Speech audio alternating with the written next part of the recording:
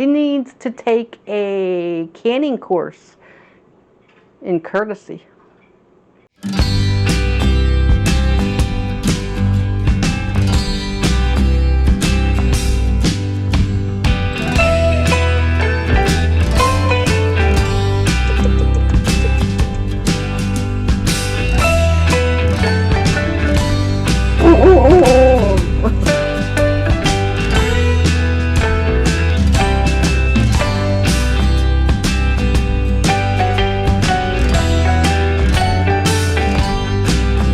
Hey Garden Maters, welcome to Corner Homestead. So, I am back today with day 2 of my Trilogy soup canning project. Oh my lord, let me tell you, after I was done all of the batches of chicken soup yesterday, I was quite exhausted. If you didn't see the video, please go back and watch it. I did the chicken soup as well as a refresher course on the canner itself. So today, on my day 2, I thought I'm going to make it a little bit easier on myself, and I'm going to make a soup that you cook right in the canning jar while it's processing on the stove. Couldn't get any easier than that. So what soup am I going to make in this jar? It's going to be vegetable beef barley soup. Oh, it is truly one of my favorite soups. Now, please stay with me while I tell you this information. The most time-consuming part of this soup is the prep. Prepping the vegetables that you want to put into your jar. The carrots, the celery, the onion, whatever you decide. That is the most time-consuming part, is doing all the slicing and dicing, and as you know. I did do celery, carrots, and the onion. So I'm also going to be adding some corn and peas. The vegetable part is totally up to you. You know what you like. You know what your family likes. Whatever you decide to put into your jars, perfectly okay. There is no rules. You just want to make the soup to your liking. Only you know your taste and your family's, what they're going to eat. So another main controversial thing is the barley. There are so many people that say you cannot can with barley.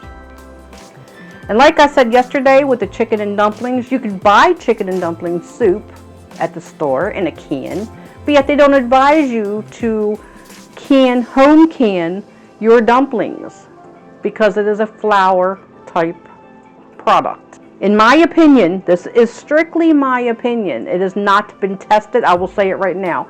Canning barley, it is not advised by the USDA. It is not advised by the ball canning books. And it has never, to my knowledge, been tested by any of these organizations that say it is safe. That's why they say don't do it. But I do can with some barley. Putting just a spoon or so into your jars, it's not going to hurt it a bit. Not one single bit. And I'm telling you, it's going to make the soup taste delicious. I just love barley. But you don't want to overdo it. That's the trick. You just want to add like a tablespoon or so. So with that said, it is totally up to you if you want to add the barley or not. The main thing with barley is if you're cooking a soup on the stove with barley, and then you go to process that soup later in a canner, the barley is going to turn to mush, and you're not even going to see it in the jar. So doing it this way, cooking it already in the jar while it's processing, it's going to ensure that it doesn't turn to mush, and it's going to be perfectly good when you go to open that jar and enjoy your soup. So beef and barley soup in the jar. Once you get the prep done, the canner is going to do all the work for you. Let's get started. So like I said, I have all of my vegetables prepped and ready to go. Another thing that is prepped and ready is all of my beef. This was, I believe it was 3.5 pounds of very large beef cubes. I mean, they were huge. And then I bought another small beef roast to go with it. That was about 2 pounds of that. And I actually got Tony to do the work and cut it all up into little bite-sized pieces. This is the only thing we need to pre-cook before we do it in the jars, and it's not going to take long at all. So how much beef, how much vegetables, I really can't tell you how much to put into that you're going to need, because again, it's going to depend on your taste, and it's going to depend on how much you want to do in one batch. So we're going to do as much as this beef will do. Like I said, it's about maybe about 6 pounds of beef all total. So let's get this cooked up to where we need it to be, and then we can just get our jars filled. While this is cooking, I'm also going to be doing the brine. You got to have that for your jars. Okay, so in my skillet, I'm not going to add any oil, but I am going to spray it with just some cooking spray. Just because this pan has a tendency for everything to stick in it, especially in the beginning, so I want to give it at least a little coating. I'm going to put the heat on a medium-low type flame, and once the pan is hot, we'll go ahead and add our beef. And like I said, it's a lot, but we're going to be doing a lot of jars. Now the idea is to cook this until there is absolutely no more liquid on the bottom of the pan. Okay, so to the beef you want to add your seasonings. Again, it's going to depend on your taste. You don't have to add exactly what I'm going to be adding. I just add a few things to give it some flavor. So to this I'm going to add about 2 teaspoons of garlic. This is the minced garlic. You can add more or less or none. Onion powder, that's going to go in next. And again, I'm not measuring it. I'm just putting in what I think it's going to need. And then I have steak seasoning. I'm going to again put that in, just a couple tablespoons or so. And of course a little bit of salt and a little bit of pepper. So that's it. We're going to let this cook, let it brown. And you, like I said, you want to cook it until you see no more liquid whatsoever on the bottom of the pan. Okay, so in the saucepan, I'm going to put 2 boxes of the beef broth. These are the 32-ounce boxes. I'm going to start out with 2 of these. Again, I'm not sure if it's going to be enough or if it's going to be too much. And now you want to take these empty boxes and you want to fill them with water, and you want 2 boxes of water in there. It's a 50-50 ratio. So I had to switch pots because I just didn't have enough room. This is my 8-quart stock pot, and it's filled just about halfway. So I'm also going to add 4 of these beef bouillon cubes. It's going to make it taste so much better. These are the small cubes. So for all of this, I'm going to add at least 4 of them. Okay, and I'm going to get this hot. We want it hot, and then I'm going to taste it to see just how good it is and if it's going to need anything else. Okay, so this has been cooking for about 20 minutes, and you can see it is loaded with juice. So I am actually going to drain this out and continue to cook it to make sure there's no more that comes out of it. Okay, so the beef is pretty well done as far as we want it. Not as much liquid in the bottom, just a little. But this is just where we want it to be. So I'm going to set this aside because I have to put the pressure canner up here now. Get that ready. And then we can start jarring things up. Okay, so the beef broth is also hot and done. And one other thing I did add to it, just to give it a better taste, is a beef stew packet. Just one. That's all I added to it. Gave it a little taste. Yes, it still tastes bland, but once it mixes with the vegetables and the beef in the jar, it's going to be good. I'm telling you, it's going to be good. So let's get it jarred up. Okay, so in the back here, which also you can't see, is my whole assembly of all my vegetables that I'm going to be using. Okay, so I'm getting my jars ready, and they are cold. No need for these to be warm or hot. This jar has my pearl barley in it. So I'm going to put 1 tablespoon of barley in each jar. That's going to be what I start out with. I'm going to do 7 jars because that is what fits in my canner at one time. And I am using quart-sized jars for this canning project. Now, as for how much of everything you put in, it's going to be on what looks good to you. Doesn't have to be an exact measurement. I'm going to put my carrots in first, a 1/4 cup of carrots in each jar. And then I'm going to put in a 1/4 cup of onion. And also a 1/4 cup of celery.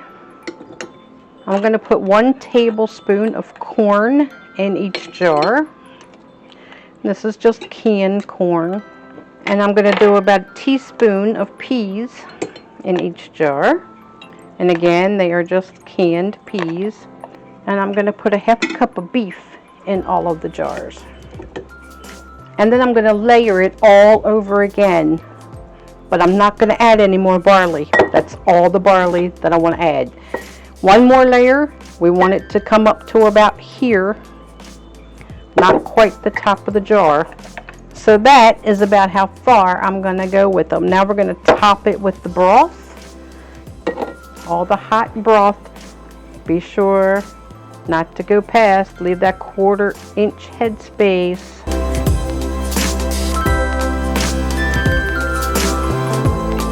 Okay, so you want to be sure to go down inside and debubble.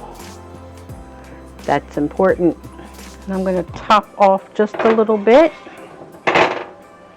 to get my liquid level back up there. There we go. So you want to take your paper towel or a clean rag in vinegar. Make sure to clean the rims very well. You want to clean around those ridges as well, just in case there's anything dropped on them or dripped on them. I always go around a couple times to ensure that they're as clean as possible. So now that they're clean, just put your lids and your bands on. And as always, finger tight only, please, finger tight only. Okay. And then into the canner they're going to go.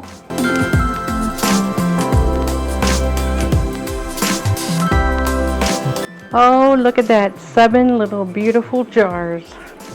Okay, so just like yesterday, we're going to put on the lid. Make sure you do it securely. And make sure you do your quality checks to make sure your seal's good. And you can see through that little hole.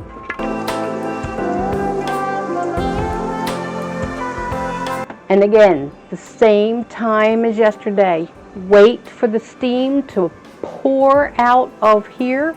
Time it for 10 minutes, then put on your weight. Once it starts jiggling, we're going to process these jars for 90 minutes. 90 minutes because they are quarts, and of course, because it has meat. Can't stress that enough. If these were pint-sized jars, they would only need 75 minutes. But they're quarts, so we're going to need a full 90 minutes on the clock once she starts jiggling. So I want to show you, out of all that broth I made, which was, the pot was just about up to there. It was a little over 4 quarts, I believe. This is what's left. That's it. I'd say not even a 1/4 cup.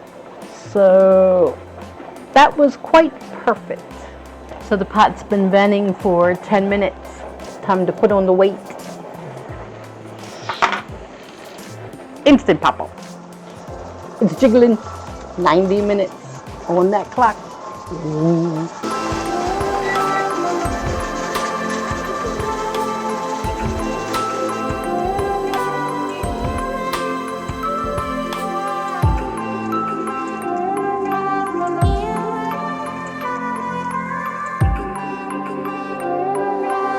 So there you have vegetable beef barley soup. Now, like I said, it is totally up to you what you want to put into your soup in the jars while you're doing them or before you process them. Now when you take these out of the jar and you go to heat it up and eat it, there is a very good chance it's still going to need some seasoning. Salt and pepper, maybe something more, because it is hard to definitely get the seasonings right before you process it. But all in all, it is the easiest way of canning vegetable beef and vegetable beef barley soup. So I don't really have enough beef to do anymore. I'm just going to stick with the 7 quarts that I did. I'll get me some more beef and I will do more to have it onto the shelf. My goal is always to do at least 12 jars, 1 dozen jars of whatever I'm making. It ensures me that there's going to be enough on the shelf to last for the full winter. But you cannot go wrong with any of the homemade soups that you make. I'm telling you, it's just so much better than the store-bought. It really is. So I hope you give this one a try. If you didn't watch the chicken soup, I hope you go back and view that video as well. Get that refresher course on how to use the Presto canner and to use it safely. One more video to go in this trilogy of soup canning. That will be coming up tomorrow, and I hope you come back and join me for it. As for what soup I'm going to make, you'll have to see then, won't you? So I'm already prepping and getting ready for tomorrow. That's the only thing I didn't show in this video was me cutting up all the vegetables. You don't need to see that again, I'm sure. You just don't need to see that again. So as always, it's a pleasure to have you with me. Hope to see you tomorrow. And until next time, I love y'all. Take care. God bless. And I'll see you on the next video. Oh, it always feels so good to know that you have a well-stocked pantry for the winter.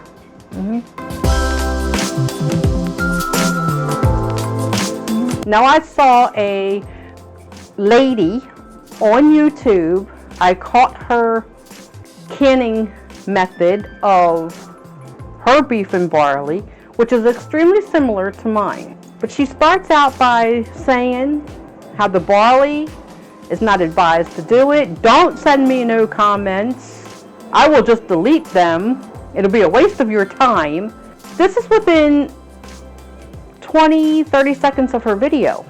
And I gotta say, I won't say the channel name just out of courtesy, but I gotta tell you, her method and her explanation, it was extremely rude. Extremely rude. And I thought, how is this lady even keeping subscribers? I don't ever want to be rude to my garden maters. That is not my way. It is not my style. So I try to explain things the best I can. But as for that lady, she needs to take a canning course in courtesy.